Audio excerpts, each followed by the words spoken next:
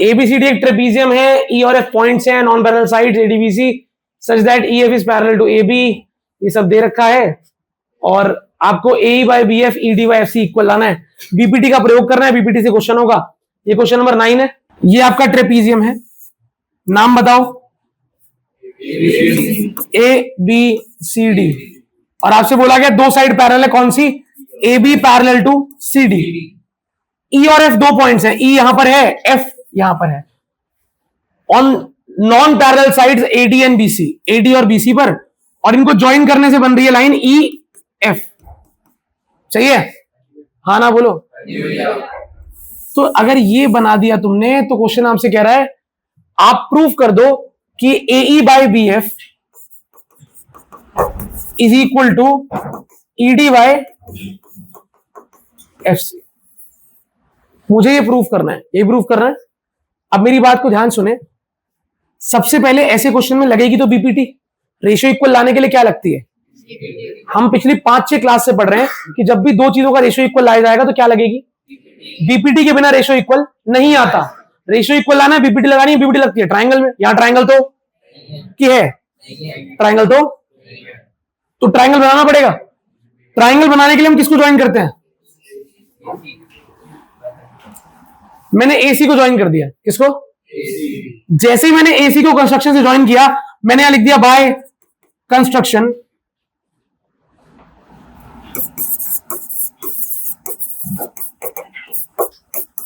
Join A and C. मैंने आगे भी लिखवाया होगा, joint A and C such that it cuts E F at O. तो ए और सी को ज्वाइन करो सच दैट इट कट्स, किसको कट करेगा? E F at O. तो यहां तक हमें क्लियर है कि हमने कंस्ट्रक्शन कर लिया, और अब क्वेश्चन शुरू करने की बारी आ गई है कि आपके पास अब दो ट्राइंगल बन गए। मैंने आपसे बात भी करी थी, देखो बच्चों, दो ट्राइंगल हैं, एक नीचे वाला और एक ट्राइंगल ये है नीचे वाला, और एक है ऊपर। तो जो ऊपर वाला ट्राइंगल है उसको अगर ध्यान से देखें, उसका नाम है triangle A C D. A C D. नीचे वाले का नाम क्या है? A B C. तो आपके पास दो ट्राइंगल बन गए, और आप जानते हो कि क्वेश्चन में गिवन है E F is parallel to A B. ये तो गिवन था। तो मैंने स्टार्ट ही क्वेश्चन यहां से किया, और हमने लिखा स्टार्टिंग में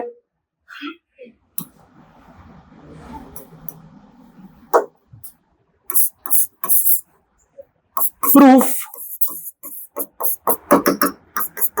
ई F is parallel to A B.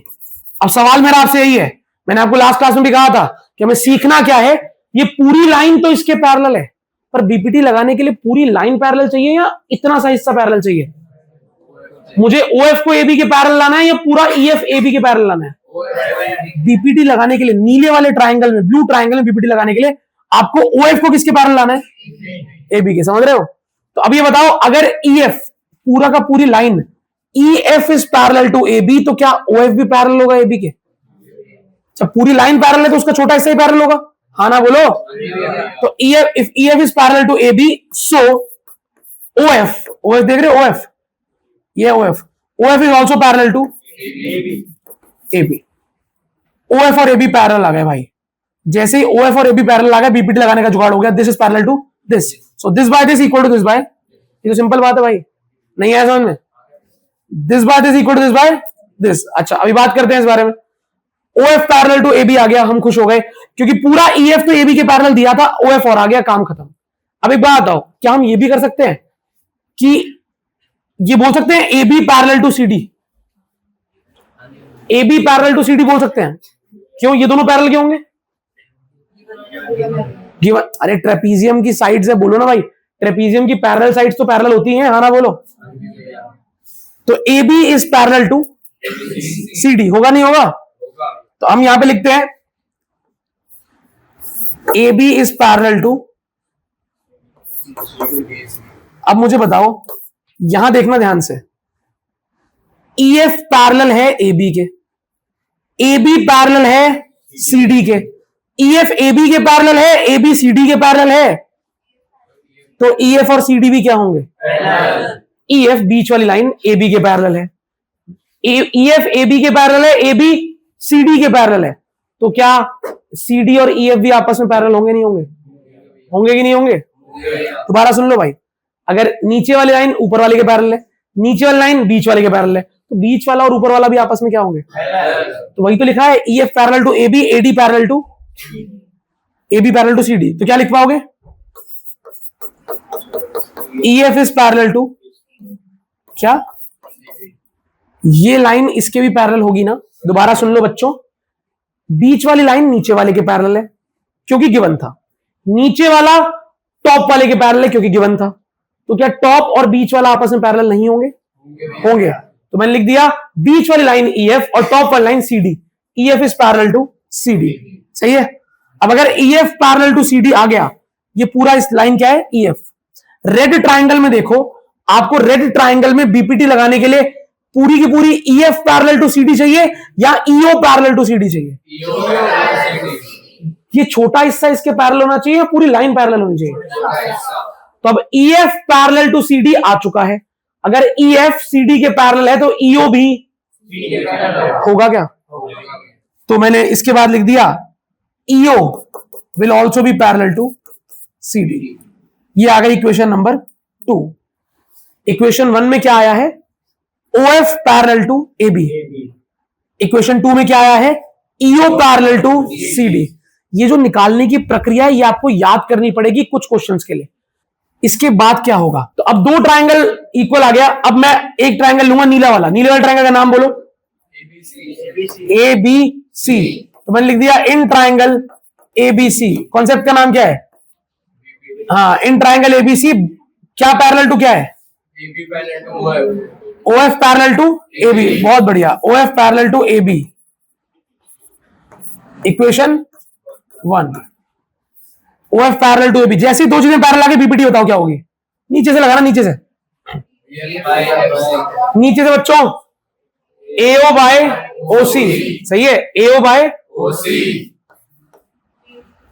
AO by, बढ़िया, A O by O C is equal to, बहुत बढ़िया, B F by equation number 3। यहां लिख दूं बाय बीपीटी। अब ये बताओ ये कौन कौन समझ पाया ये वाला स्टेप कि अगर दो साइड का रेशियो इक्वल है, दो साइड का, सॉरी रेशियो कह रहा हूं, दो लाइन पैरेलल है तो साइड का रेशियो क्या होगा? अब ये रेशियो आप ऊपर से भी ले सकते हो और हमने नीचे से लिया। क्यों भैया? आपके साथ नीचे से लेना है भाई। मुझे ना यहाँ पे बी एफ और एफ सी दिख रहा है आपको? जब मैं नीचे से जाऊंगा तभी तो बी एफ और आएगा, तो मैंने कहा नीचे से लेते हैं ratio, this by this equal to this by this. सही है। अब बारी आएगी लाल ट्राइंगल की। लाल ट्राइंगल का नाम बोलो, एडीसी। बढ़िया, इन ट्राइंगल एडीसी, यहां लिख रहा हूं इन ट्राइंगल एडीसी। बताओ भाई कुछ पैरेलल आ चुका है क्या पहले? ओई पैरेलल टू आ चुका है, तो ओई पैरेलल टू डीसी आ चुका है from equation 2। So by BPT क्या बोल सकते हो भाई? So by BPT. अब भी दोबारा नीचे से, एओ बाय बढ़िया, A O by O C is equal to AE by. कितनों को लगता है कि क्लियर समझ में आ रहा है? आप ये बताओ, आपने बीपीटी से ये लिख दिया, इक्वेशन 3 भी आ गई, 4 भी आ गई। इधर लिखा है एओ बाय ओसी, इधर भी लिखा है एओ बाय ओसी इसके इक्वल, एओ बाय ओसी इसके इक्वल, तो ये दोनों भी आपस में। तो इक्वेशन 3 एंड 4 से क्या लिखोगे? फ्रॉम इक्वेशन 3 एंड 4 क्या बोलोगे? B F by F C बोलो is equal to AE by ED. सही है। अब मुझे पता है एई के सामने है ईडी, एई के नीचे नहीं है। जो प्रूफ करना है उसमें एई के सामने ईडी है। मैंने कहा ईडी भाई साहब आप ऊपर जाओ, डिवाइड वाली चीज कहां जाती है? मल्टीप्लाई में। और बी एफ भाई साहब देखा, भाई साहब आप नीचे आओ। जैसे नीचे आ गए, ऊपर चला गया, तो क्या ईडी ऊपर चला गया, क्या बन जाएगा? ED by is equal to A by क्या ये प्रूफ करना है? A by B F, A by B F, ED by F C, ED by hence. तो मुश्किल दो ट्राइंगल में बीपीटी लगाना नहीं है, उन दोनों को कंपेयर करके इक्वल रखना भी नहीं है। हम बहुत स्टार्टिंग से कर रहे हैं, ऑलमोस्ट हर क्वेश्चन में हमने यही किया बच्चों। किया है क्या?